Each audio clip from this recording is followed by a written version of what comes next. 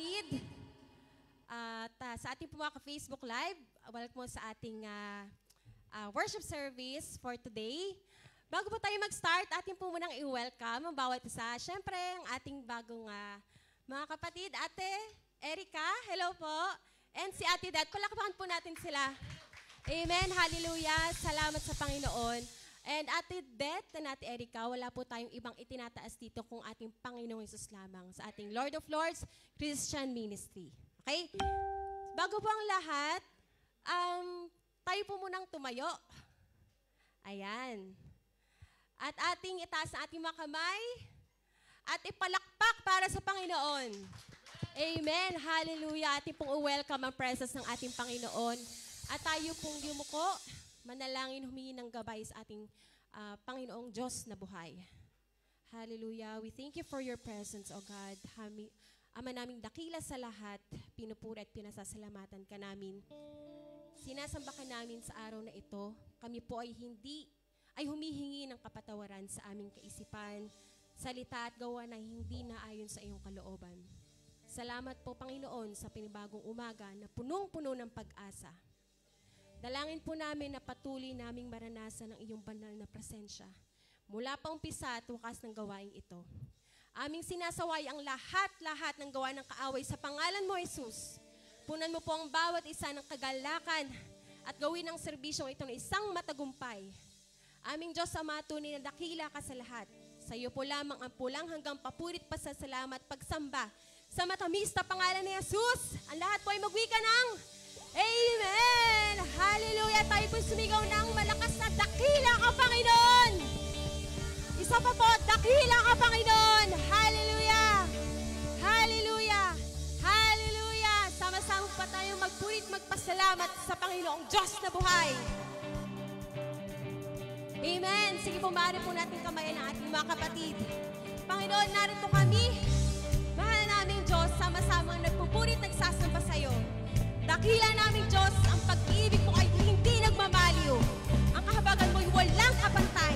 Ito'y laging sariwang bawat umaga. Katapatan mo'y napakadakila.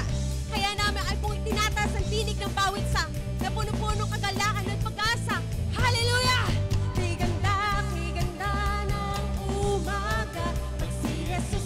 Jesus ang inuna, kay ganda ng umaga, araw-araw ay masaya. Kay ganda ng umaga, pag si Jesus ang inuna, kay ganda ng umaga, araw-araw ay masaya. Ano man ang problema,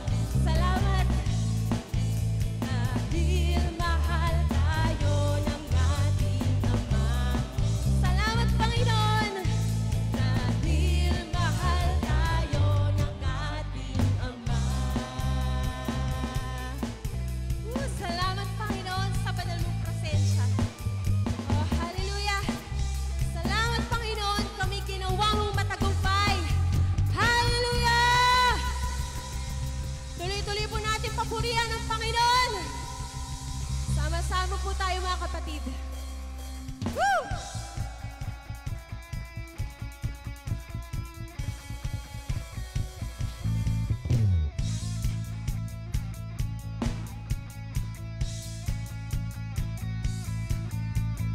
Huwag kang mag-alala sa mundong ginagalawan. Ang buhay mo ngayon may katiyakan. Huwag mag-alinlangan. Huwag mag-alinlangan, tumawag sa Salamat Kanya. sa Diyos. Siya ang kasagutan. Woo! magpakailanman. Amen! Woo! Kay saya-saya ng buhay kapag kasama ka. Kay ganda-ganda ng buhay kapag napili ka. Ikaw ang buhay namin, Panginoon.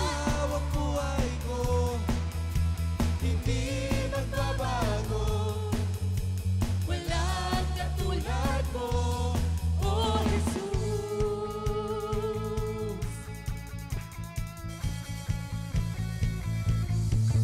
Ikaw ang kailangan sa buhay kong ito. Walang pangangamba, ikaw ang pag-asa. Sa'yo lang natagpuan tunay na kagalakan. Hindi mababayaran ng kahit ano pang man. Woo! Kayo saya-saya. Kay saya-saya ng buhay kapag kasama ka. Kay ganda ng buhay. Kay ganda-ganda ng buhay kapag napili ka. Ikaw ang buhay ko, hindi nagbabago. Walang katulad mo.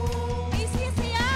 Kay saya-saya ng buhay kapag kasama ka. Kay ganda-ganda ng buhay kapag napili ka. Ikaw ang buhay ko, hindi nagbabago. Walang katulad mo, O Jesus.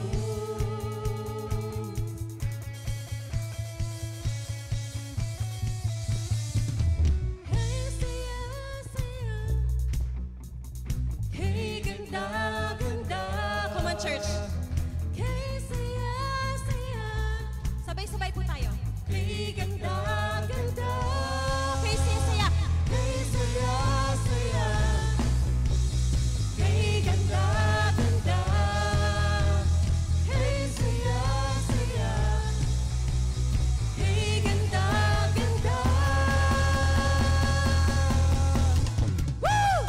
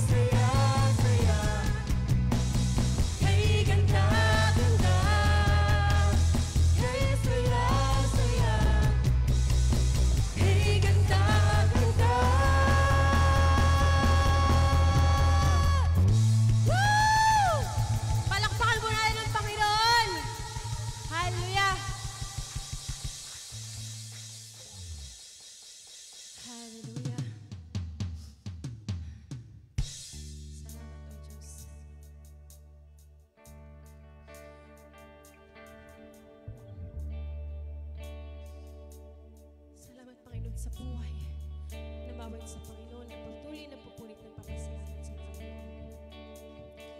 Panginoon, salamat sa iyong pag-ibig. Salamat sa walang hanggang buhay na pinagkaloob po sa bawat isa. Panginoon, pinakadakila ka sa lahat. Napakabuti mo, Panginoon. Karapat dapat kang paspurihan na pasalamatan ng mga anak ko na nandito ngayon. Tanggapin mo itong mga awitin na para sa iyo lamang kapurihan, Panginoon. Sa iyong kadakilaan. Hallelujah. Hallelujah. Thank you, Jesus. Oh, hallelujah. Jesus. Sabay sa dito. Ang puso ko'y dinudulog sa'yo. Nagpapakumbaba, nagsusumamo. Paghindapatin mo, ikaw ay mamasdan, makanikaan, sa'yo ay pumisan. Ang puso ko, ang puso ko'y dinudulog sa'yo. Nagpapakumbaba, nagsusumamo. Paghindapatin mo, ikaw ay mamasdan, makanikaan, sa'yo ay pumisan.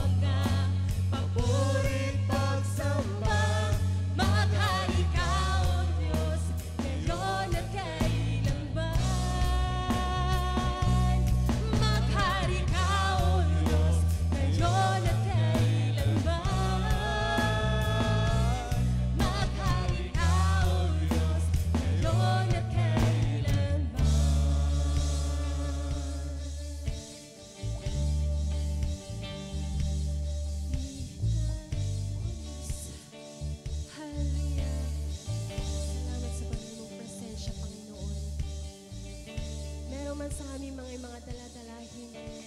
Pero ikaw ang aming tanggulan at pag-asa, Panginoon. You are power, refuge, and strength, Panginoon, na patuloy sa amin nagbibigay ng kalakasan, Panginoon. You are the peace that surpasses all understanding. Salamat, Panginoon. Salamat sa comfort mo sa mga kailangan ng comfort right at this very moment. Alam mo ang panalangin ng bawat isa, Panginoon. Sa patak pa lang ng aming mga luhay, alam mo nang salaloobin namin, Panginoon. Gayunpaman, hindi mo kami iniwan, Panginoon. Patuloy niyo kaming sinasamahan, Panginoon. Kaya naman mga kapatid, tayo na umawit para sa Panginoon. Damhin ang kanyang presensya. Dahil ang Panginoon nalulugod na tayo pinagsasama. Nagpupurit at papasalamat sa Kanya. Oh, hallelujah! Hallelujah! Thank you, Jesus!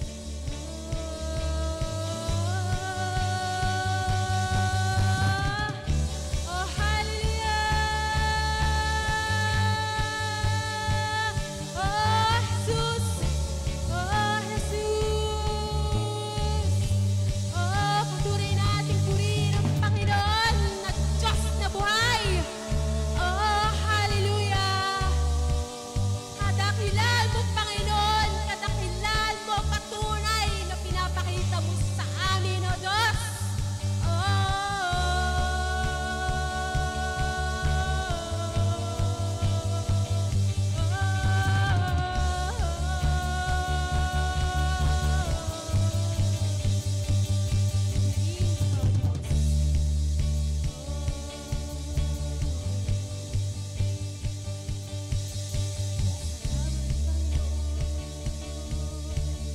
Ngayong mga anak ay nandito, nagsusumamo sa iyo, Panginoon. Linisin mo ang puso ng bawat isa sa amin. Ang iyong banal na Espiritu, Panginoon, na manahan. Salamat. Salamat. Oh, Jesus. We praise you, oh God. We praise you. This song is for you, Panginoon. Inaalay namin ito, Panginoon, para sa iyo namin. Pinupurit, pinasasalamatan ka. Oh, hallelujah. Hallelujah. Thank you, Jesus. Oh, hallelujah.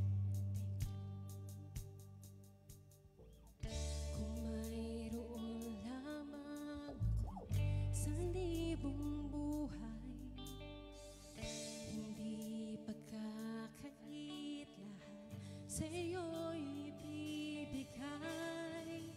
Gayon pa man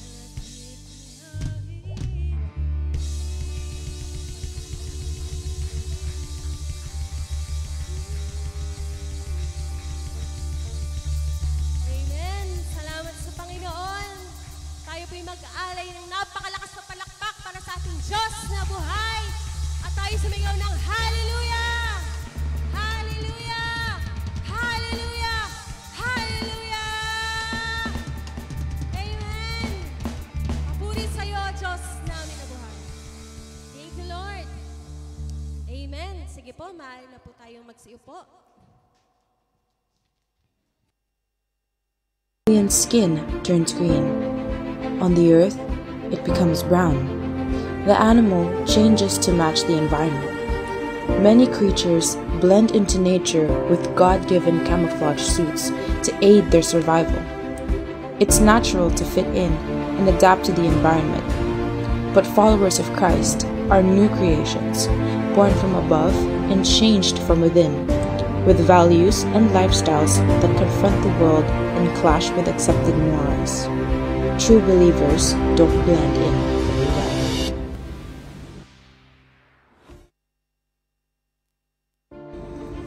On a bed of grass, a chameleon's skin turns green.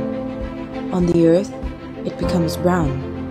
The animal changes. Good morning mga kaigsunan ko. Naintindihan niyo ba yon? Okay, brothers and sisters, kumusta? Mabuti ba? Right? Ang ganda ng ating mga inaawit, no? Sabi doon, kay ganda-ganda at kay saya-saya ng buhay. Kapag kapiling siya si Jesus. Amen? So, napakaganda dahil anuman ang problema ay, anong sabi doon sa unang kanta? Anuman ang problema ay kayang-kaya. Amen? Glory to God. Totoo yan, di ba? Okay, before tayo mag-start, gusto ko mag-share ng aking kayang-kaya ang problema, no? Maraming mga distractions. Okay? So, maraming salamat sa Panginoon dahil nandito tayo ngayon, makapakinig na naman ng kanyang salita. Amen? Okay, smile mo na mga kapatid. Parang naano ako. Right. Ang ganda ng mga smile nyo kaya lalo tayong gumaganda at pumupogi kapag nakasmile, di ba? Yes, alright. So, handa na ba ang lahat? Testing mo na. Alright. Okay. So, grace to you and peace from God our Father and our Lord Jesus Christ. Amen? Glory to God. Okay, our new series is, natandaan na ba natin? Stand out for Christ and to never blend in with the world. It's a series study on saang book? 1 Corinthians. Tama? Okay, the purpose of this study is to learn, may purpose ang ating pag-aral nito, hindi lang basta-basta, is to learn from Paul's letter to Corinth, how to identify, first we have to identify problems, right? Then offer solutions to the problem, and to teach the believers how to live for Christ in a corrupt world or corrupt society. Amen? Right. So, before we open to God's Word today, I want to ask you a question, mga kapatid. Ready na ba? Okay. I want you to really think. I want you to think about it. And what's the biggest problem in your life right now? Okay, think. What's the biggest problem in your life right now? Huh? Okay? So, may kanya-kanya tayong di ba? May kanya-kanya tayong mga dinadala. Maybe it's your marriage. It could be our finances. Tama? It could be our health. Yes or no? Yes. It could be our job or the difficult relationship that we have. Tama? Okay. So, we all have something. Hindi something na we all have something. Oh, we are all facing different challenges in life. Okay. Do you agree with me, mga kapatid? Yes. Now, here's what's interesting, Back in the 1900s, wala pa tayo dito, no? In the 1900s, a newspaper asked a famous writer. So there was a famous writer was being asked, and he is G.K. Chesterton. Okay, a similar question, but on much bigger scale, globally. So, what's wrong with the world? Okay. Pakinggan natin, let's watch and hear his answer that might surprise you. might surprise you, okay? A newspaper asked well-known author G.K. Chesterton to write an answer to the question, what is wrong with the world? Chesterton responded with what may be the shortest article ever written. Dear sir, Okay, so what was his answer? What was his answer? I am. So what was the problem? What's wrong with the world? Ang sagot niya is, napakaiksi, I am. Agree ba tayo? Okay, his answer was brilliant. And his answer, he said, Dear sir, I am. Sincerely yours, G.K. Chesterton. Okay? Alright.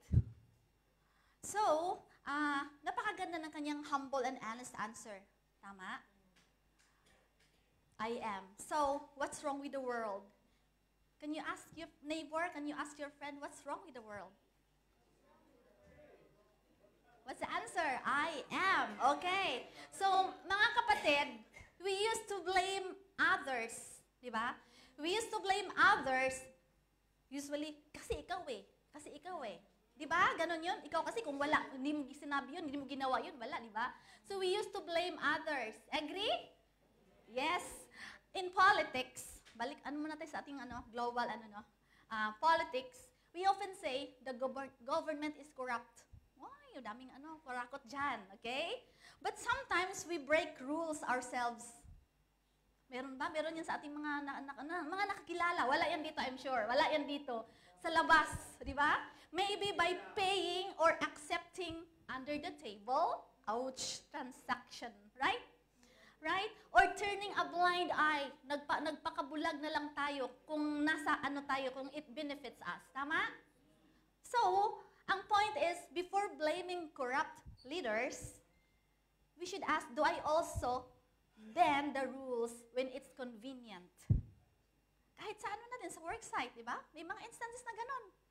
O siguro sa amin lang, sa inyo hindi. No? Alright, so even sa community natin, we often say, oh, our community is polluted na masyado. Messy. It's unsafe for my kids and the next generation. Dirty and divided. But maybe, di nyo ba naisip yun? We've littered without a second thought, lalo na kung walang makakita sa atin, tapon na lang. Di ba? So, yun ang nag-cause ng pollution. We also spread rumors. Marites dyan, imbes na magkaroon ng reconciliation, nagkaroon tuloy ng division. Dahil, nadagdagan, nabawasan ang tama, di ba? So, di ba? Tama po ba? Nakarelate po ba tayo niyan? And also, there's another thing. We chose comfort over our involvement sa community. Kung may magpatawag ang ating barangay captain, okay, clean up drive bukas. So, gusto mo ng comfort? Ayoko, pagod ako, galing ako sa di ba? Kayo lang muna. So, nasaan yung doon, teamwork? Nasaan yung cooperation, di ba? So, ang point is that a healthy community doesn't depend on your mayor. The healthy community doesn't depend on your leaders. Okay? It begins with each resident, within us, including me and you. Tama? Huwag tayong magturo kasi marumi dahil hindi sila naglinis ng kanal. Pero tayo ang nagtapon doon, di ba? So stop blaming others, right? May isa pa. Ang dami kong example dito, sa totoo lang. Kaya pa ba? Maaga naman tayo tinapos si Ate Jo eh. Okay, while on the road, yes, mga drivers, mga motorista, we often complain. Anong usually complain natin sa along the road? Traffic. Traffic is chaotic. Congested na masyado. Right? Tapos pag naunahan ka, drivers are so undisciplined. Oh my gosh. Walang seminar yun Tapos nanggigigil ka na, gusto mong habulin, di ba? But what do we do? Ask ourselves, did we follow speed limits and traffic signs? Do the people use pedestrian crossings properly? Hindi ba tayo nagpatintero doon? Ha? Do we stop at red lights even no one see us? Wow! Alhamdulillah.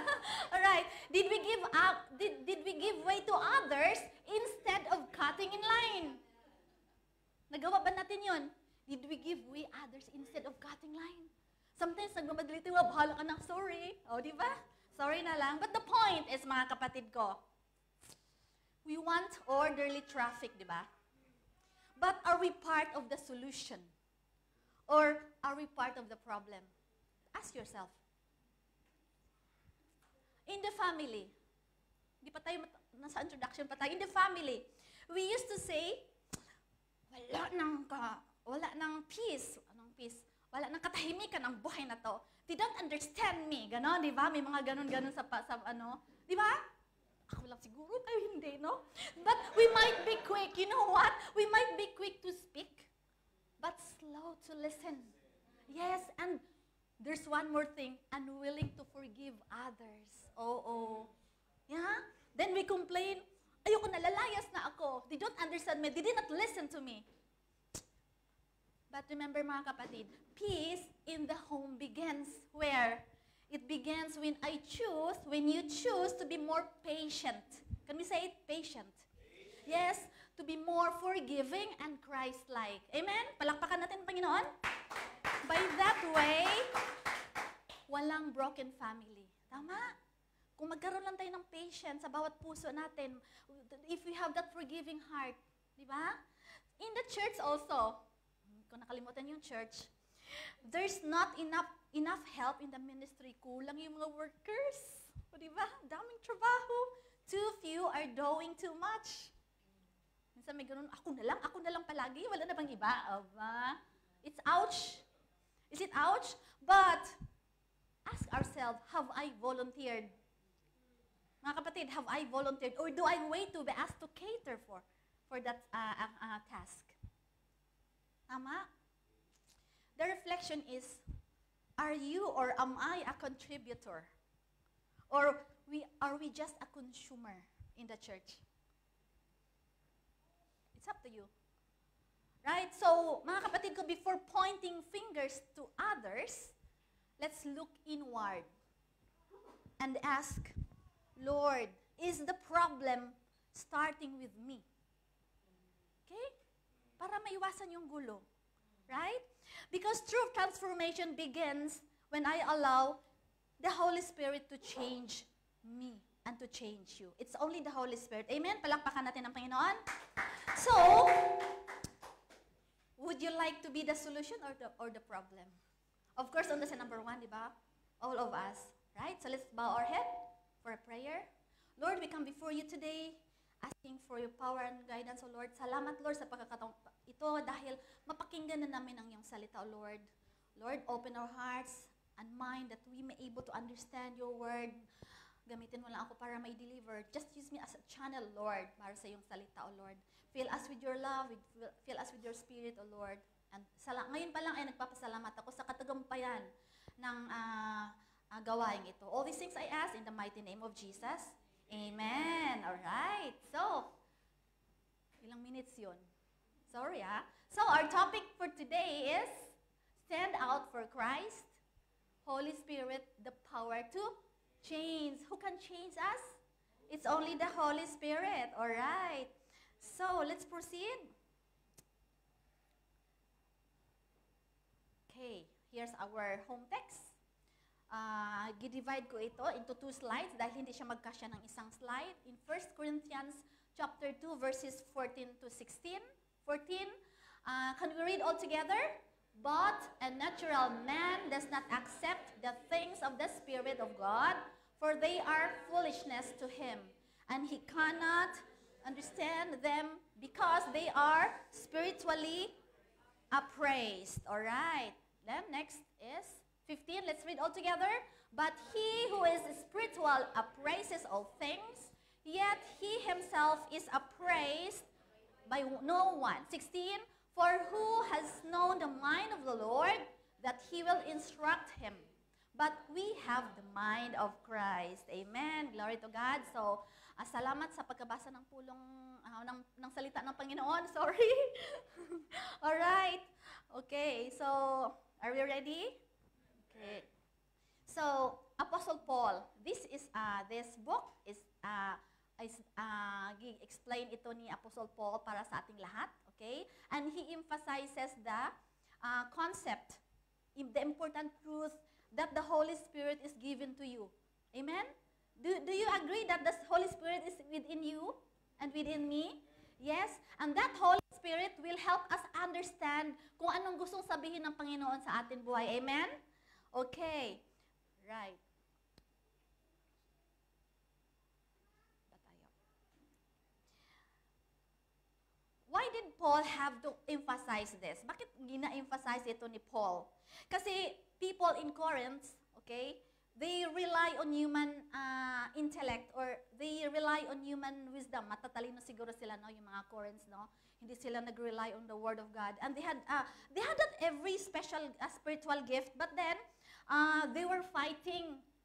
They were fighting each other instead of working together for Christ. So na-visualize na natin, yung church ng Corinth is imbis na magkaisa sila, nandoon yung higwaan. Higwaan ba yung naggulo, right? Okay. So Paul needed to remind us or to remind them that true understanding of God's truth doesn't come from intellect. Kahit gaano kakatalino, kung wala yung, without the Holy Spirit, everything is useless. So, giredirect ni Paul ang mga Christians sa Corinth to walk by faith and avoid being trapped by the worldly thinking. Amen?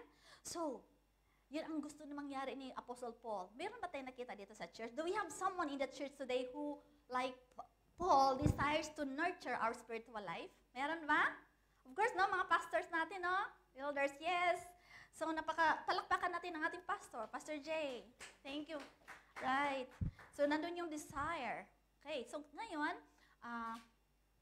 bago ang lahat, we have, this is the question, who is the Spirit? Who is the Spirit?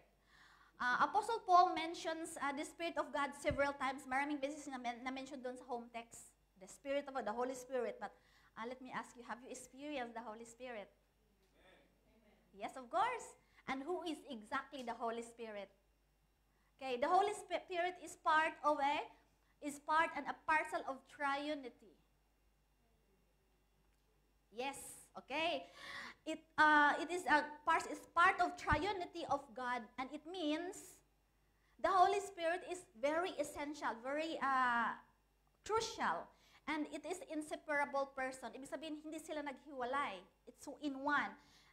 Inseparable person of the Trinity, together with the God the Father and God the Son. Amen? So, the Holy Spirit is a person. Agree? Can we say it again? Holy Spirit is a person. Yes. He is the third person of triunity of God. Amen? Okay, let's think it this way.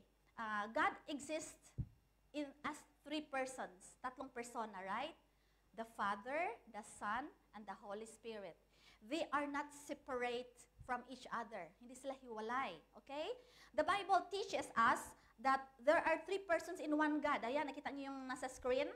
God is the Father. From the middle, God is the Father, or the Father is God, right? Yes. From green, ha? Sa green tayo. Then God is the, what's next on the, is the Son, or the Son is God. Next is, God is the Holy Spirit. The Holy Spirit is God. Next, okay yan. So they are one. They are three in one.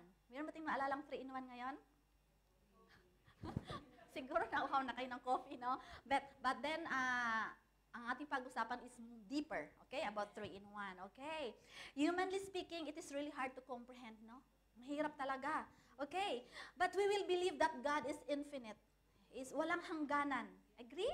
Walang hangganan. His nature goes beyond our own understanding. Hindi natin ma-fathom, hindi natin ma-measure. Amen? So God is all-knowing, He is eternal, and He is all-powerful. Amen? Amen. So, punta na tayo dun sa screen, balik tayo.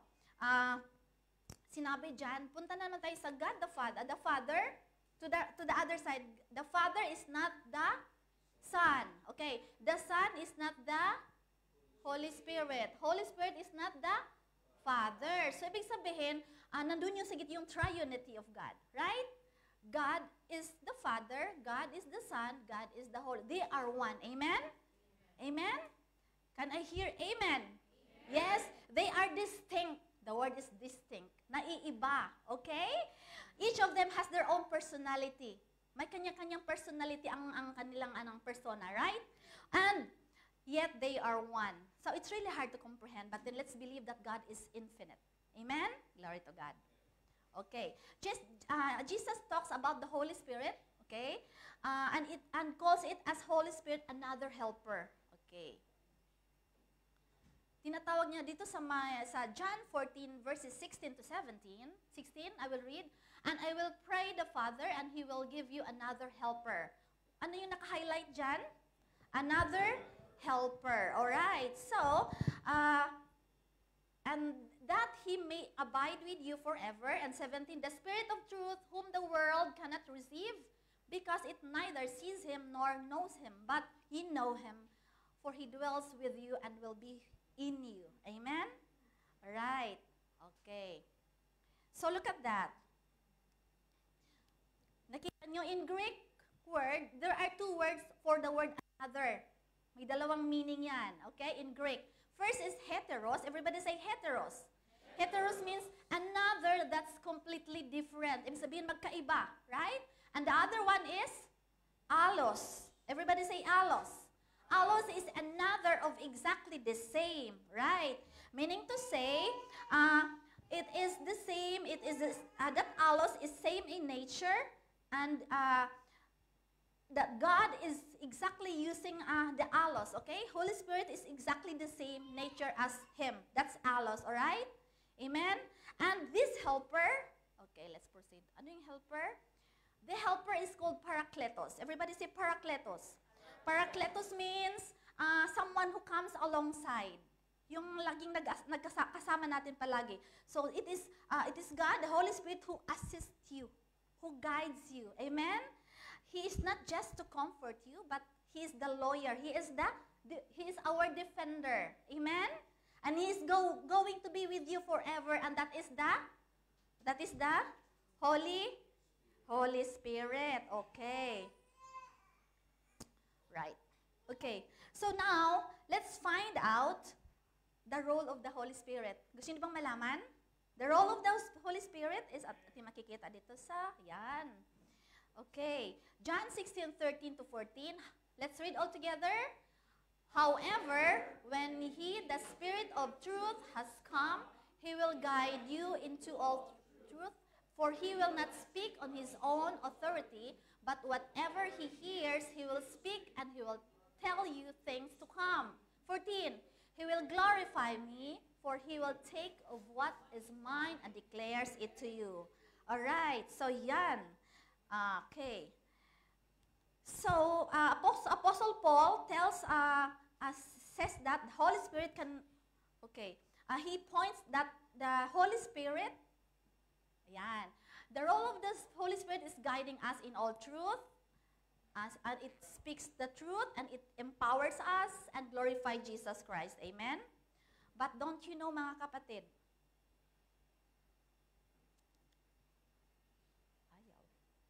okay, you know that the Holy Spirit can also grieve. Okay? Maging malungkot siya. Okay? We can also grieve the Holy Spirit. In what way?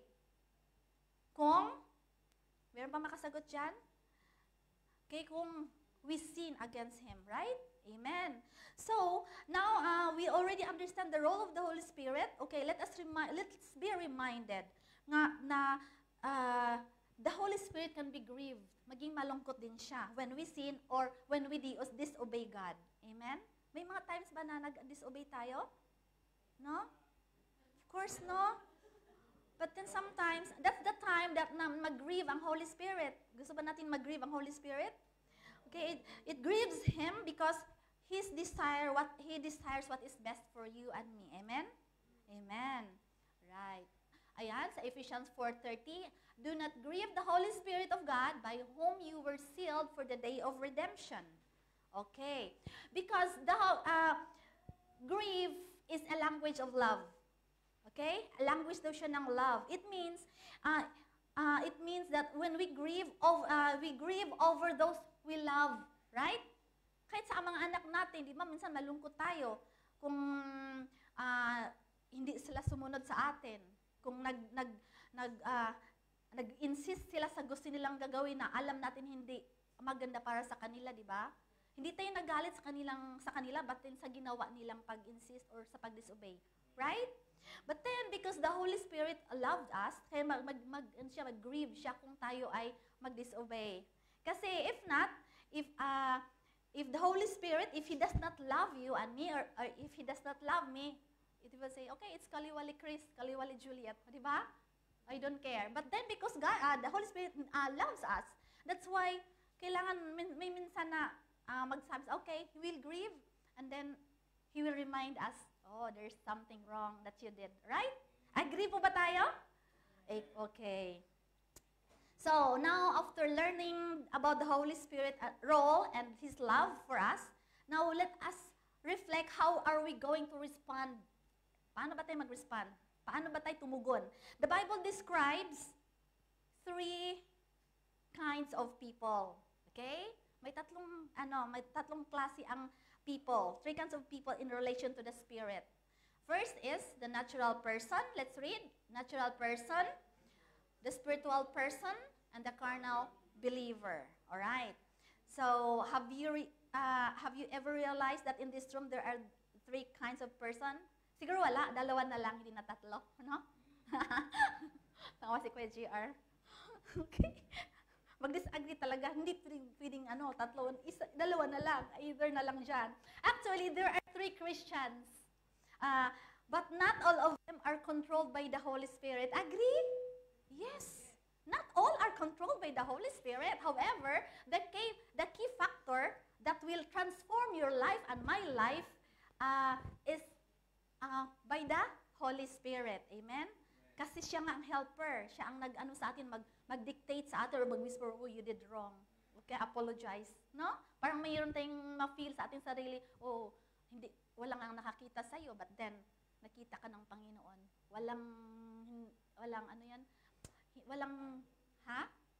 Yes, wala kang maitatago sa Panginoon. Okay, so let's talk about the natural person.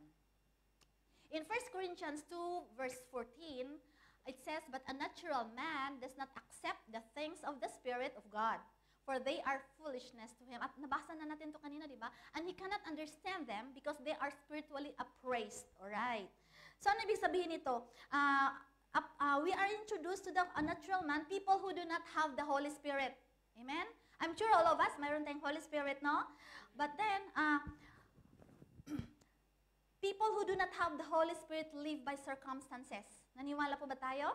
Okay, he is that person without God's Spirit, no? Spiritually blind and spiritually dead, right? Okay. An example of this is cited in 2 Corinthians 4:3-4. Meron ba? 1 minute. Okay.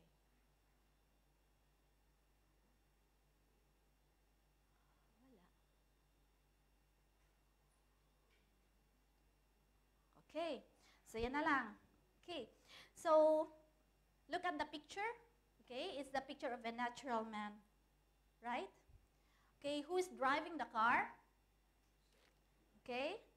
The self. Okay, ang sarili natin. Ano yung mga characteristics ng natural man?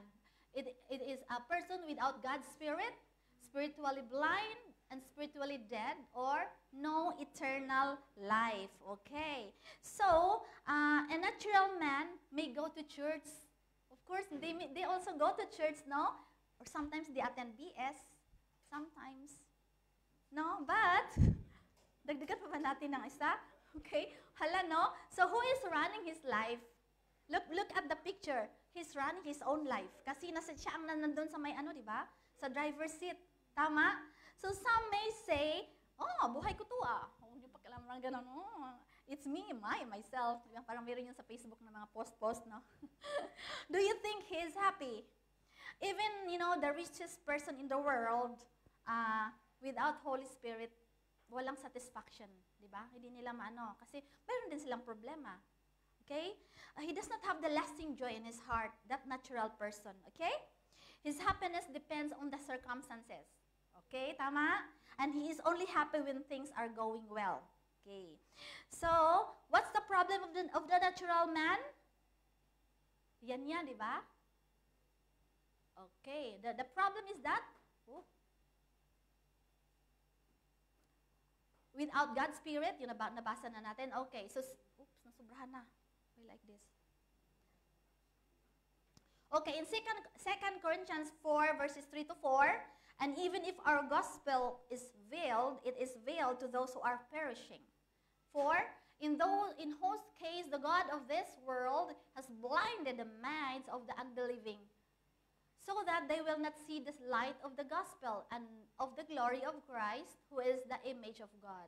So, diyan, makita natin yung image ng natural person, di ba? Okay? He is blinded. Okay? He has a blinded mind. Okay?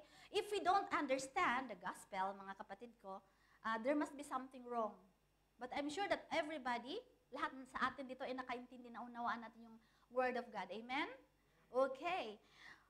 So, people without Holy Spirit don't bother to read the Word. Do we all read the Word of God? Do we read the Scripture? Yes? Okay. Kasi I'm sure if we have that Holy Spirit, we have the burden. Meron tayong kabigatan to share. We have the desire to share the Word of God to others, to our friends, to our families, right? Okay. Why do you love to share the Word of God? Bakit? Why do we invite our friends to join the BS, Bible study? Because our eyes are open. Tama? And we learn the truth. Diba? Marami tayo dito sa churchmate natin na mahilig mag-invite. Because their eyes are open, they learn the truth, God's truth. Kaya gusto nilang ma-share din yung Word of God. Amen? Kaya nag-invite sila. That's Tita, no? We miss you, Tita. Right? Okay. So, in Acts 26:18, yun ang why do we love to share the Word of God? So that to open their eyes, let's read, so that to open their eyes so that they may turn from darkness to light and from the power of Satan to God, that they may receive forgiveness of sins and an inheritance among those who have been sanctified by faith in me. Okay? So, now we are done with number 1. The first one is natural person. Natandaan natin kung ano yung characteristic ng natural person. Right. Let's go to number 2. Okay. Okay. Next one, the number 2 is the Spirit-filled Christian. Okay. Ganda nito. So, what is the character trait of spiritual man? Kita natin dyan sa picture. Sinong nakaupo sa driver's seat? Jesus, di ba? So, where is ourselves? Saan ang sarili natin dyan? Nasa katabi niya, di ba?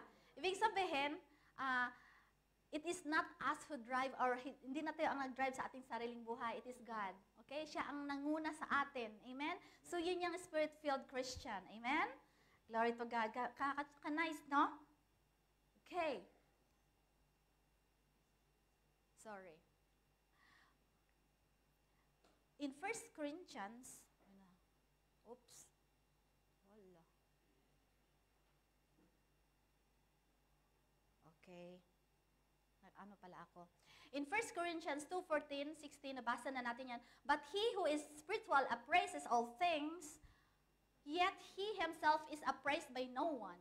For who has known the mind of the Lord that he will instruct him, but we have the mind of Christ. So meaning to say, the person understands spiritual truth. Lahat na naunawaan natin yung truth, yung katotohanan. And it is empowered by God's Spirit. Amen? The word appraises, nakita niyo yung naka-highlight dyan, appraises, it means you know how to analyze and discern what is good and bad. Diba? Kung alam natin that is, because the Spirit is within you. Ibig sabihin, kung halimbawa man lang, mayroong nangyari sa sa flat man lang, nawala yung isang gamit na matagal mong hinahanap, tapos malate ka na, nangyari yun sa akin ng isang araw eh. Sana ba yun? So, kung hindi, iba pa siguro, baka naman mag-run ako din, I have to post in the group, sinong kumuha, ganon, di ba? But then, sometimes we have to pause na lang, reflect, okay, this is not the will of God, no?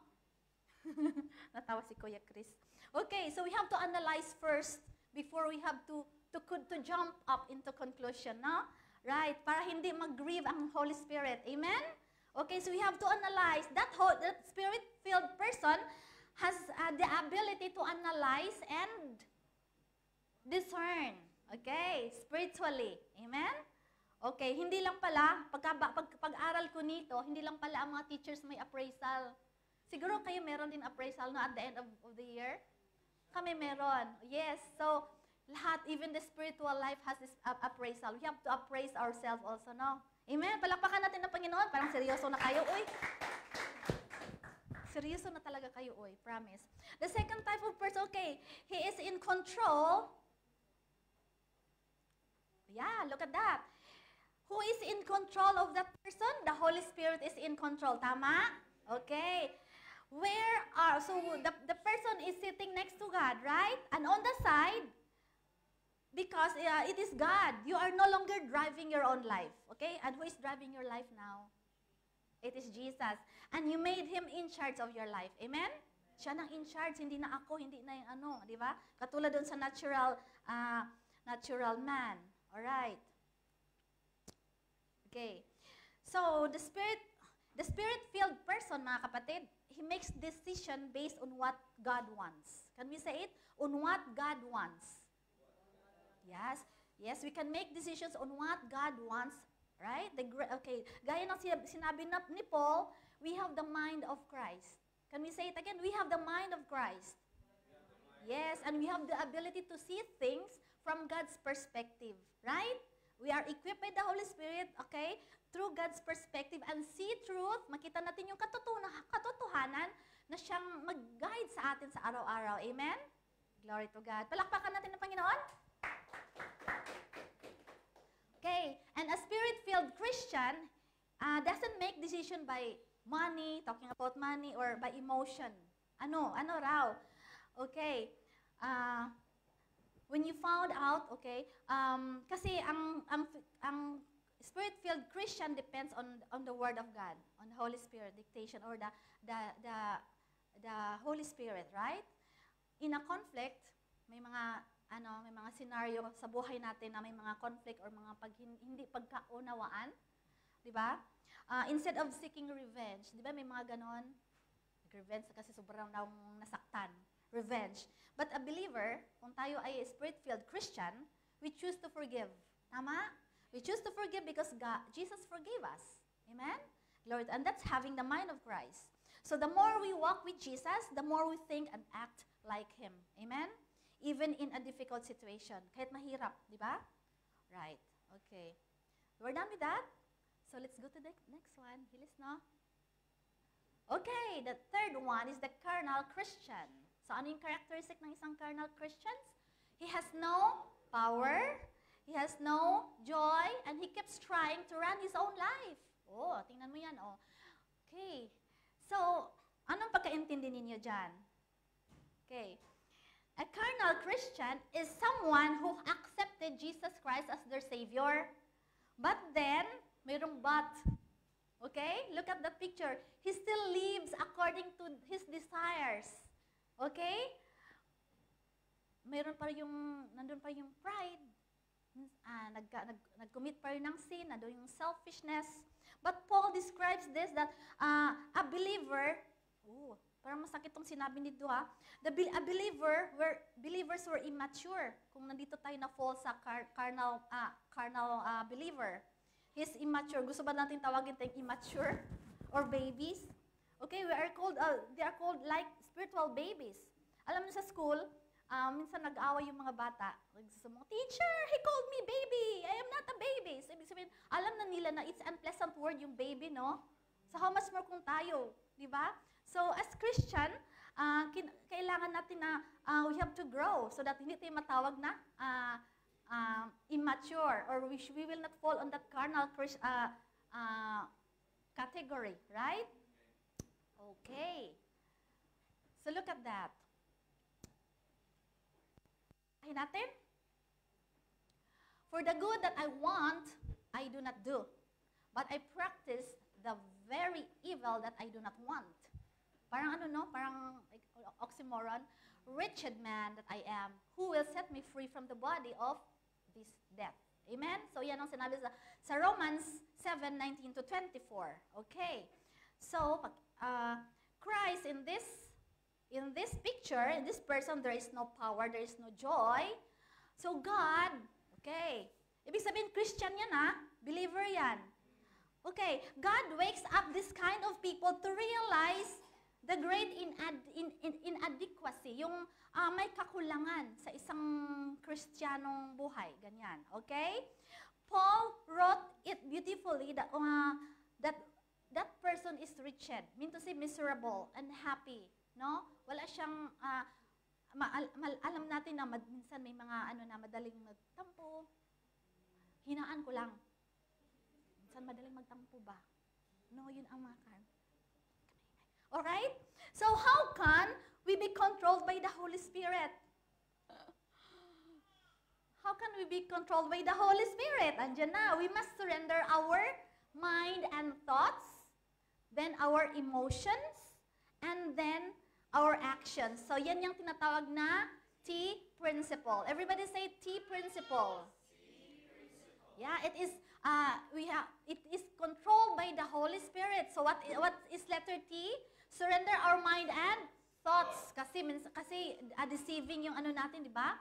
So we have to surrender our thoughts. Minsan magsabi yung katulad yung ilang days na medyo I was not feeling well, no? My thought is that I have to give this, I cannot do it now because I have to. So, consider natin yung thoughts, i-deceive na tayo. It's not the will of God. Okay? Actually, napakabuti ng Panginoon because God answered prayer. Nag-final lang ito kagabi. Kasi previous nights, previous days, wala talaga nangyari dahil may mga distractions si Satan sa buhay natin. Amen? Totoo yan, 11th hour. So I burned the midnight candle until 12 o'clock and 1 o'clock and woke up 5 o'clock dahil sa distraction na ginawa ng kaaway. Kaya, we have to guard ourselves. Okay? We have to guard our thoughts. Amen? Kasi minsan sabi mo, mag-send na lang kaya akong message ni Ate Olay. O diba? May ganon. The problem is if she will not read the message. Right? It's a joke. Okay? So, the T principle is we have to surrender our thought, our mind and thoughts to God. That's number one. Number two is our emotion. Grabing emotional natin, no? Ako noon, grabe, hindi pwedeng magaganti, no? Right? Hindi. But then God has transformed us. Amen? Palakpakan natin ang Panginoon.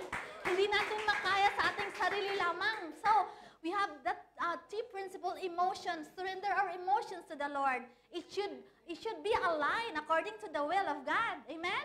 Then number 3 is letter A, action. Okay, action ha? A verb, okay. Pupunta ako ng church o hindi? Maglaba mo na ako o hindi? Or pupunta ako ng church? So, sinong nanalo dyan? Kayo nanalo ang nandito. Palakpakan natin ng Panginoon. Amen? Sa dami ng gawain natin sa ating panimalay, in our tahanan, maraming mag-inject sa ating isip na huwag ka muna magsimba. Like me before, okay, this assignment, meron kaming grading system, final exam, checking of test papers, so many things, and then, umano pa yung si Satan, binigyan pa ako ng hindi magandang kalagayan, o diba? But then, yun na nga, anong ginawa? Napakabuti talaga na po yung sabi ko ay kinausap ko ang Panginoon, Lord, ito yung ituturo mo sa bukas. Then you have to prove it to me. You are my helper. Heal me. Right? So, nagawa ko until 12 o'clock. Palakpakan natin ang Panginoon. So, glory to God. Napakabuti ng Panginoon, mga igsoon. Okay? Gusto ko talaga sabihin nga, igsoon ko kayo. Napakabuti ng Panginoon, igsoon ko or kapatiran ko. Alright? So, the T principle is surrender. Let's say it again. The T is thoughts, emotions, and okay. Masabi niyo ba yan kung nakatalikod na tayo? The T principle. Hindi yung T na chamomile. Ang sarap ng chamomile, pampatulog, di ba? Alright. So, meron po ba tayong natutunan? Glory to God. Salamat sa Panginoon at may natutunan tayo. Again, yung carnal person, okay? Balikan natin yung picture. He is the person without joy, okay? The Spirit is not in charge of that carnal person. Tama? There is no power. That person has no resist to resist the sin. Wala, nakakatakot pala, no? So, kailangan magiging tayo, alert. Amen? Amen? Okay. So, what's the best? Here is the formula. Okay. If you want change and experience God's power, ito yung formula. What's number 1? God's Word plus God's Spirit plus obedience equals transformation. Say it again. God's Word plus God's Spirit plus obedience and transformation. Meaning to say, as a Spirit-filled Christian, we have to read the Word of God regularly. Then, we have to ask the guidance of the Holy Spirit to understand the truth. And then, we have to walk on it, obey the Word of God, and then transformation occurs. Right? Amen. Palakpakan natin ang Panginoon. So, ganun lang yon. Ngayon, ay pag-usapan naman natin yung indwelt by the Spirit versus filled with the Spirit. Okay. Malapit na tayo. Nabasa na natin yun. Alright. Okay, indwelt, there are 2 columns. Indwelt by the Spirit, and the other one is filled with the Spirit. Okay. Apostle Paul expressed his perspective that these Corinthian believers, hindi lang Corinthian believers, pati tayo, in-address din to sa atin, no? Believers are infants in Christ, no? For they are fleshly, tama? They walk like mere men. Mere men means natural na tao, okay? Human being. You can have Christ but not controlled by the Spirit. Meron ganon, di ba? May Christ nga tayo, hindi naman tayo na-controlled by the Spirit, so ano mangyari? May trouble din ang mangyayari, di ba? So he compares them to babies and that they were living in flesh. Amen? So dito, emotional instability depends on feelings, right? So the baby Christians should grow into mature believers. Amen? Saan ba ta? Okay. Okay. Indwelt by the Spirit. Ibig sabihin, nakatira sa atin yung Holy Spirit. It is a one-time event. Now, when we accept Jesus Christ as your Savior, the Spirit is in us. Tama?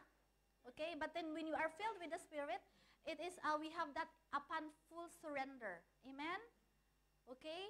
And then, sa indwelt by the Spirit, we have that permanent our mark as a Christian na, nung natanggap natin ang Panginoon. But then, when we are filled with the Spirit, moment by moment, we are empowered by the power of God. Ibig sabihin, continuously. Di ba? Na sometimes, ay dito, pwede kang anong tawag noon? Ma-stop or ma-stumble, but then you have to rise up again dahil of the Holy Spirit. Amen? The next one, indwelt by the Spirit, it is a person received the gift of God by grace. Then, a Spirit-filled Christian, he's the one who trusts God and obey the Word of God. So, saan tayo dyan sa dalawa? Okay? Indwelt by the Spirit or filled with the Spirit? Okay. You can answer it to yourself, right? So, sa Galatians 5:16 to 17, but I say, walk by the Spirit, and you will not carry out the desire of the flesh. For the desire of the flesh is against the Spirit, and the Spirit against the flesh. For these are in opposition to one another, in order to keep you from doing whatever you want. Did you understand the statement? Okay. Ibig sabihin, He commands us or encourages us to walk by the Spirit, right? Kailangan tayong mga Christian, we should walk with the Spirit, and we should be Spirit-filled. Right? Okay. So, Christian, we must be careful on how to build on this foundation. Okay? Mga kapatid ko, ang sabi ni Paul, ang Diyos ang nagpapalago. Nagpapalago, kaya walang saysay ang mag-away or magtalo-talo. Okay? Sa church, sa ating bahay, or sa ating worksite, di ba? The church, okay, sabi ni Paul, the church is like a building. Okay? It is built in one foundation. And who is that foundation? Jesus Christ. Alright. Okay. So, we should be careful, okay, how we build this foundation and what materials we use. Okay? Na-visualize ba natin kung anong klaseng material ang gagamitin natin, no? Alright. So, one day, Okay? Susubukin sa apoy ang lahat ng bagay na ginawa mo para sa Diyos. Okay? Are you doing everything for the will of God? Amen? Wala ba tayong mga reklamo sa ating ministry? Tandaan niyo, susubukin ng Panginoon yan pagdating ng araw, balang araw. Hindi ako exempted, tayong lahat. Amen? So, ibig sabihin, ang iglesia ay may isang pundasyon lamang. Amen? Yan lang si Jesus Christ. At ang paraan mo ng pagdisiplina at paggabay sa iba, pati yung paano mo gi-mold or disciple yung mga kapatiran, yung mga ano, di ba? At susubukin din yan sa apoy, sabi dito sa ating material. Alright? Palakpakan natin ng Panginoon. So mga kapatid, be filled with the Spirit. Okay? That's a command that we should walk by Spirit. Okay?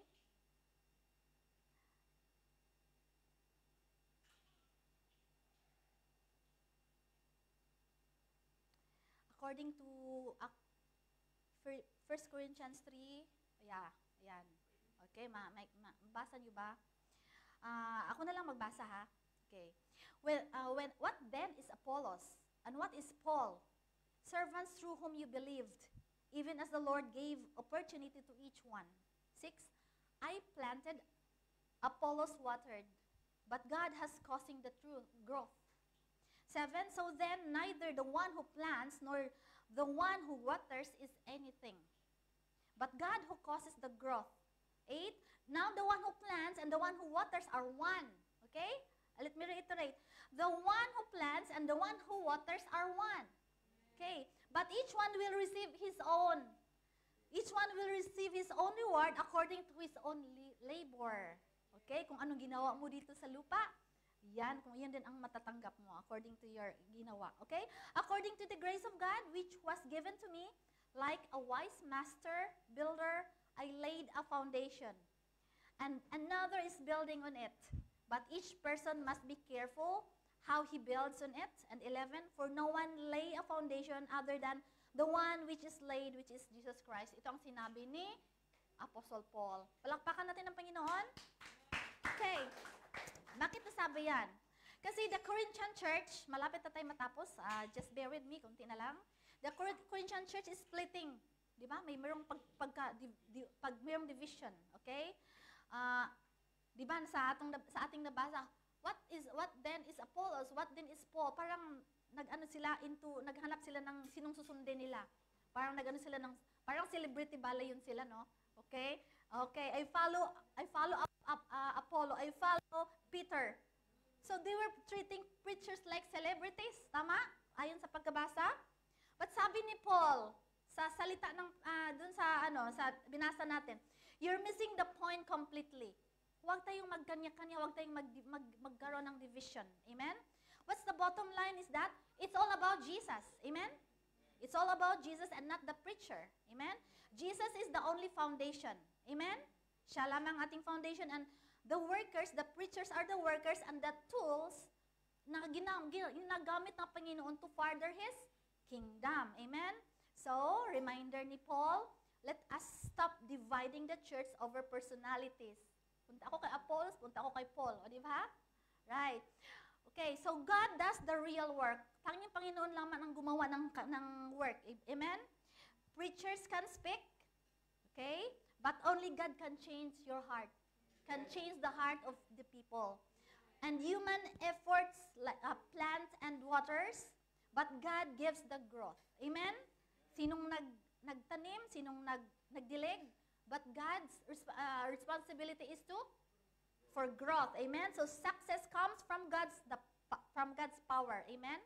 Yung pag-grow, okay, not by the human skill, not sa kakayahan ng tao. Amen?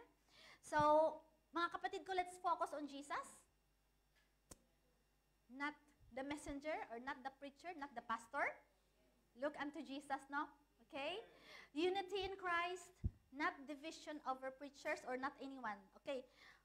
The preachers, the leaders, the pastors may come and go. Amen? But Jesus remains in our heart forever. Amen. Build your faith on Him. Let's build our faith in Jesus Christ alone. our main foundation, not on human leader. Amen?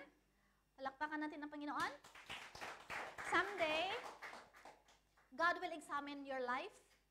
God will examine my life, our lives. And everybody will be rewarded according to what we do for the Lord. Amen? Right. Salvation is a gift. Amen? So I hope we have a desire to share the word to other people, to our families, to our friends, because salvation is a gift. But rewards, consider what you do for Jesus Christ. And not everybody will be rewarded. Oh, take note of that. Not everybody will be rewarded. Some will even suffer loss. Okay? Kaya huwag tayong kailangan alert tayo. Amen? So Christ is going to return with His reward. Excited na ba tayo nun? Okay, so what are we doing with God has given us today? What God has given us today? Anong ginawa natin? Are we faithful? Are we faithful in doing what God wants us to do? As ating ministry? As a Christian? As a Spirit-filled Christian? Are we good and faithful servants? Okay, mga kapatid ko, may we continue to be empowered by the Holy Spirit to build the church effectively and give our best to serve Jesus, our Savior. Amen? Okay, so, sabi ni G.K. Chesterton, he got it right when he said, "Dear sir, I am. The problem with the world is me," right? So, we spend so much time pointing fingers to others. Let's stop that, okay? We point fingers at corrupt politicians. We point fingers to broken communities, to fallen world, like what is happening around the world right now, in the other countries. But Jesus calls us to look in the mirror first. Look at the mirror first, mga kapatid, before we will blame others, before we point fingers to others. Amen? The truth is, what's the truth? You can change. You cannot change what you don't acknowledge or you don't admit. Amen? We cannot change. And you cannot give what you don't have. Exactly right, no? Okay. So, and you cannot transform the world. We cannot transform the world around you until you allow the Holy Spirit transform the world within you. Amen? Amen? Glory to God. And here's, when we stop being natural people, going back to the number 1, when we stop being natural people who are spiritually blind, tama? Stop being carnal Christians who fight against God's Spirit, who sometimes resist to do the will of God, and start being a Spirit-filled Christian. Amen? Start being a Spirit-filled believers who surrender everything to the Lord. That's when real transformation begins. Amen? Right. The world doesn't need more people. Okay? The world doesn't need more people complaining about darkness, about chaos, about war. Right? It needs more people becoming lights. We show our life to be the light and soul to the world. Amen? Amen. And it doesn't need more voices pointing out problems, complaining this and that. It needs more lives demonstrating the solutions to the problem. Amen? Amen. Standing out for Christ is not about being different for the sake being different. Again, standing out for Christ is not being about different for the sake of being different. It's about being so filled with the Holy Spirit. Amen? That His love, peace, and joy, and power overflow from your life, from my life into a broken world. Amen? Glory to God. Palakpakan natin ang Panginoon. Right? Let's bow our head. Lord, maraming salamat sa oras na ito. Thank you, Lord, for your word. Napakayaman mong salita na nag-remind sa amin, O Lord. Thank you for reminding us that the real change starts from you alone, Lord, by letting Holy Spirit live in our hearts, O God. Lord, we surrender our lives to you now and help us, Lord, become a Spirit-filled Christian, O Lord, that may we walk according to your will, O God. Transform us, Lord, so that we can be your agents of change and use our lives for your glory, O God. Salamat sa ginawa mo. Salamat, O Lord, sa salita mo na siyang mananatili sa aming puso at magiging gabay sa aming pang-araw-araw, O Lord. Maraming salamat, Holy Spirit. Thank you, Lord. Thank you for your love. Thank you for everything, O Lord. Thank you for your presence, O God. Continue to bless your people, O Lord. Bless us, Lord, that we be filled with your Holy Spirit kahit saan kami mapunta. All these things I ask in the mighty name of Jesus. Amen.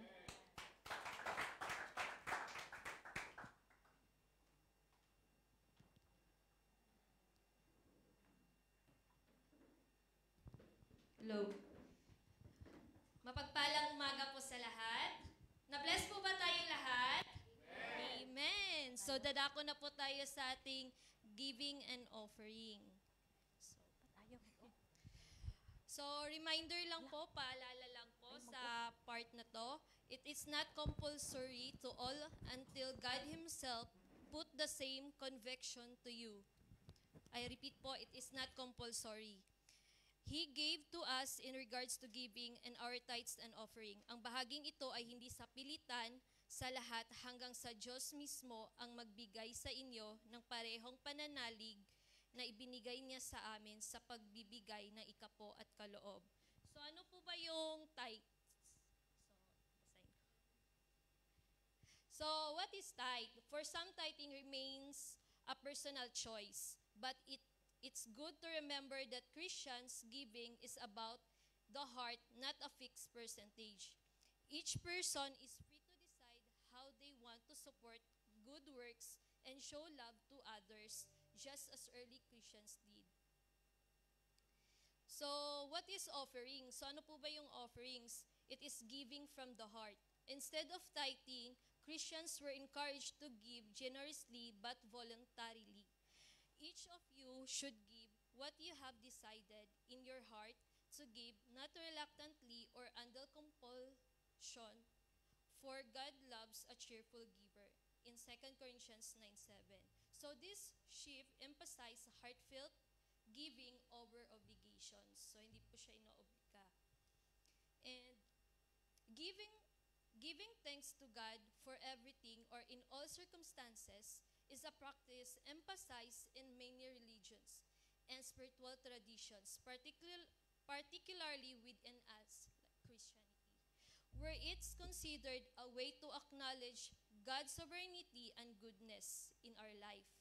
It's seen as a way to express gratitude for both blessings and challenges, fostering a closer relationship with the divine and promoting personal well-being.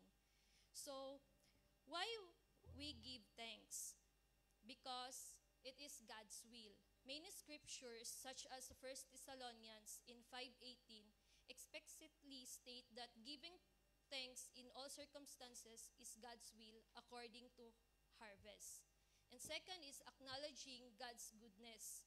So we are gratitude in a way to recognize God on ongoing provision, love, and faithfulness regardless of life circumstances. And third is spiritual growth.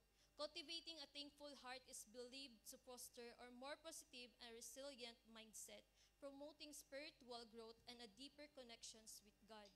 And last, it's joy and contentment. Expressing gratitude can lead to a greater contentment and joy in life, as it shifts focus from what is lacking to what is already present. So, how to give thanks? Marami pong forms of giving. Ito po yung offerings, tithes and offerings, our pledges. And it's not all about money, but it's all about our prayers to everyone, to worship God, or obedience and reflections, or even our talents. Pwede po natin i-share or ialay po sa ating Panginoon. Like kitchen ministry, transport ministry. So yun po yung mga talents na pwede po nating i-offer through to worship God or para po sa Panginoon. So in short po, in essence, giving thanks to God is a continuous practice that acknowledges His presence and provision in all aspects of life. It's a way to cultivate a thankful heart, strengthen one's relationship with God, and experience the joy and peace that comes from living a life of gratitude. Amen? Amen po. Tayo na pong mabigay. Sige po, tayo pong tumayo at tumawit muli para sa Panginoon. Saya, saya,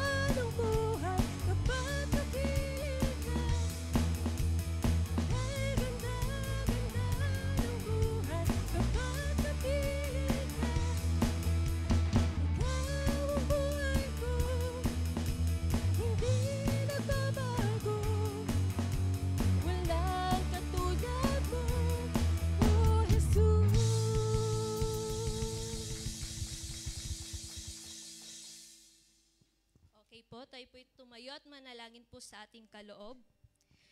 Dear God, we are so blessed to be gathered here today to worship you with all of our heart. As we worship you, we giving back just some of what you have provided for us. We ask that these gifts will be used to accomplish the work, God's works that you will be done. All we have is a gift from you. Now we give back our tithes, our pledges, and offerings. May you glorified in our giving, in our lives. In Jesus' name we pray, amen. May I call Ate Jem for announcement? Testimony. Ay, Ate, sorry po. Morning po. His goodness is always with us. Amen? Everything good comes from God. He fills our hungry souls with good things. He is good, does good, and gives good gifts to His children. So, ready na ba mga spirit-filled Christian na mag-testify ng kabutihan ng ating Panginoon? Amen. Sino pa mauna? Nahiya sila. Mauna na po ako. Binabalik po namin ang papuri, ang kaluwalhatian sa ating Panginoong Diyos dahil ang aming bunso ay grade 12 student na, nag-aaral na siya. At talagang very happy siya na face-to-face yung kanyang schooling this year. Kasi nung grade 6 siya, 4 days na lang yung graduation, nag-pandemic, hindi siya nakakita ng stage ng grade 6. Tapos grade 7, grade 8, modular. Grade 9, nung half school year, nakapasok na sa school. Tapos yung grade 10, 11 niya dito, homeschooling. So yung youthful days niya, yung pagiging estudyante niya, parang irregular or kulang. So kahit medyo masakit sa amin ang paglisan ng panandalian ng aming bunso, alam niyo yan, naroon naman yung joy sa puso namin na nakikita namin yung pagiging responsible student niya. Parang siya pa nga ang kuya sa kanyang kuya at diko. So, glory to God sa kabutihan ng aming bunso at patuloy po nating pag-pray siya. Amen. Anyone? Yung nag-birthday?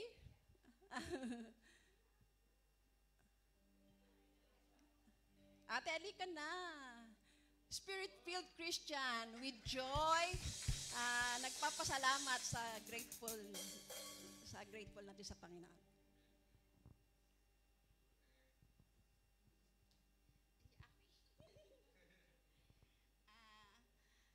Thank you kay Lord. Nakatayo ako dito. Yun. Nagtithank you ako kasi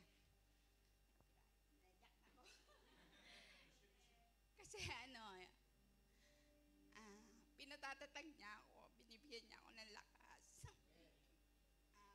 Pinagagaling niya ako. Thank you, Lord. Wala.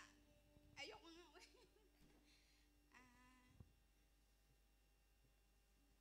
Pag tinatanong ako, yung magte-testimony ako kahit sa Bible study doon sa bahay, sabi ko, wala naman ako masasabi kay Lord.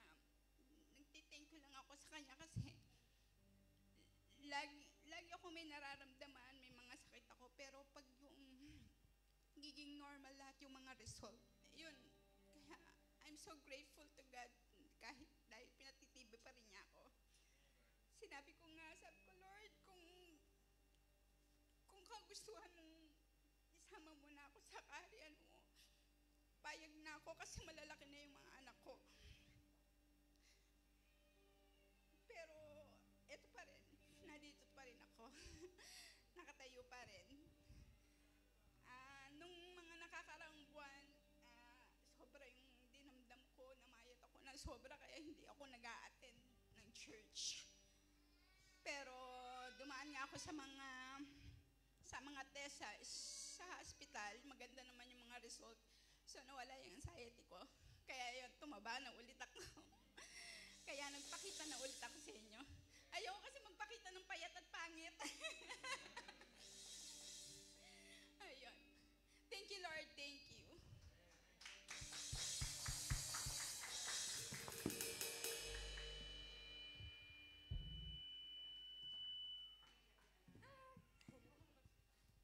Purihin ang Diyos sa kanyang kabutihan, sa kanyang katapatan po, sa buhay ng bawat isa.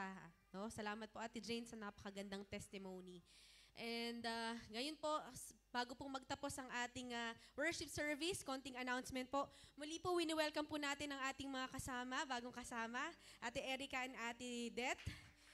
Ayan po. Salamat sa Lord sa inyong mga buhay and welcome to LOLCM po.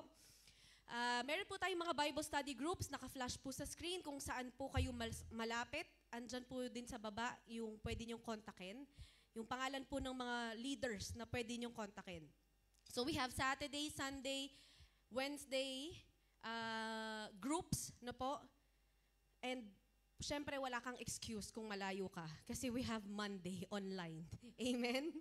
And we have also on every Tuesday po, we have intercessory prayer kung saan dito po tayo nagpapalakasan sa pamagitan ng panalangin. Amen? Sige po. And we would like to remind everyone that our worship service starts at 10:15 in the morning. Yan. The earlier that you are here, the better. Amen? Kaya dapat, kung sa trabaho po, hindi tayo nalilate. Dapat sa church, hindi tayo nalalate. Pero nalilate tayo sa work. Amen? So sa next week po, ito po yung ating mga workers. We have our call to worship, si Ate Jo pa rin po. We have our giving exhorter, Kuya Rian. For our testimony, si Ate Shay po. Announcement, Ate Chris. And IP exhorter po ang ating Pastor J. Hello po, Pastor J. I hope you're watching. And for our special announcements, yan, bukas pa rin po ang ating pantry. May bayad po, 1 real. Joke lang, wala pong bayad yan. Pwede po kayong kumuha at pwede rin po kayong magbigay. Kung may extra kayo sa bahay, extrang sabon, extrang tinapay, lahat po. No, maliban lang po sa mga madaling masira ng mga isda, ganun. wag natin siyang iwan doon. No? Beko. Amen. So we are encouraging to give and as well as it's a blessing to receive as well. Amen po.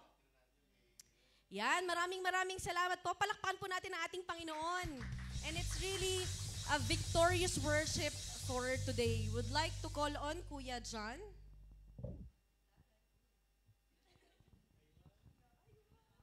Amen. Thank you po. Okay pa po ba tayo dyan?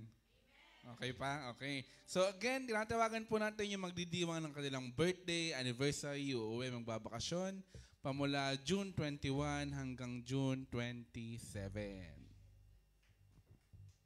Punta na po dito sa unahan, wag po tayong mahiya. Yes, Ate Ne? Sa June 25, uuwi sa Pinas. Tama po? Yun. Kuya Third. Nanay Det, June 27, magdidiwang ng birthday. Amen. Nais din po nating tawagan yung atin po mga players ng basketball na maglalaro mamaya para sa finals. Yan. Nakaabot po sila ng finals. Thank you, Lord. Championship na mamaya, let us pray for them. Salamat kayo dyan. Sige po, inaanyahan po ang lahat na tayo ay magsitayo at sama-sama po nating ipanalangin ang ating mga kapatid. Lord, we thank you, Panginoon, sa isa na namang taon na si Ate Det ay muli mong sinamahan. Panginoon, patuloy mo siyang gabayan sa lakad ng kanyang buhay, O Lord.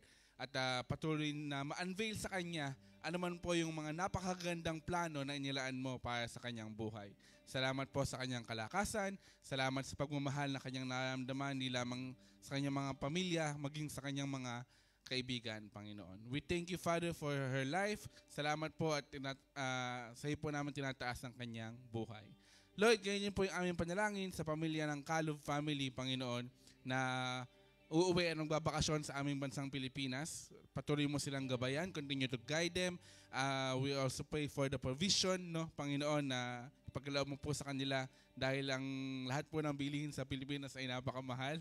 Okay? At Lord, patuloy mo silang ingatan, patuloy mo silang gabayan, Panginoon, at nawa ay ma-enjoy nila fully, Panginoon, ang kanilang kapahingahan na ito.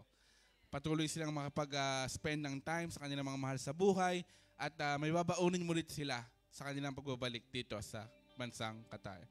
Lord, ganyan po yung aming panalangin sa aming mga kapatid na mamaya ay maglalaro ng basketball para sa championship, Panginoon. Continue to guide them. Wala po nawang masaktan sa bawat isa. Ma-enjoy nila ang laro at anuman po ang maging resulta, we glorify you, Father. Sa iyo po naman ito itinataas. Salamat, Panginoon. Lord, patuloy kami nagpapasalamat sa isa na namang araw na ikaw ay aming nakapiling at nakasama. Salamat, Panginoon, sa lahat ng gabay. Salamat sa iyong pag-ibig. Salamat, Panginoon, dahil patuloy mo kaming tinuturuan, Panginoon, na magpasakop sa guidance mo, Panginoon. Patuloy naming itaas sa iyo, makinig sa iyong leading, Panginoon, nang sa gayon ay patuloy naming malakaran, O Lord, yung mga daan na inihanda mo para sa bawat isa sa amin. Lord, ganyan din po aming pasasalamat sa buhay ng aming kapatid na si Ate Jules. Salamat po sa paggamit sa kanya. Kayo po ang magbalik ng lahat ng pagpapala, hindi lamang sa kanya, maging sa kanyang mga mahal sa buhay. Patuloy mo siyang ingatan, patuloy mong ipagkaloob sa kanya, Panginoon, the desires of her heart, at patuloy kanyang makilala ng lubusan pa, Panginoon. Salamat, O Lord. Kaya naman, church, may the Lord bless you and keep you. May the Lord make His face shine upon you and be gracious to you. May the Lord turn His face towards you and give you peace. In His everlasting love, goodness, mercy, and grace shall follow you all the days of your life. This is all we pray in the name of the Father, and of the Son, and of the Holy Spirit. Amen. God bless everyone and good afternoon.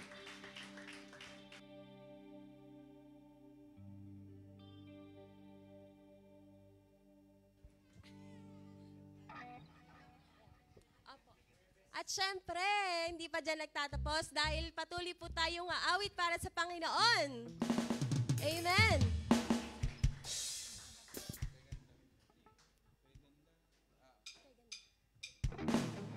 Sige, pampalakpakan po natin ng Panginoon.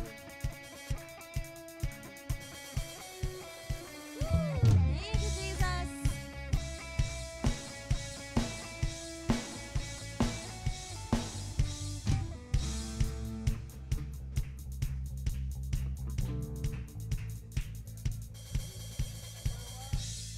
Okay, muli po. Woo! Thank you, Lord. Woo!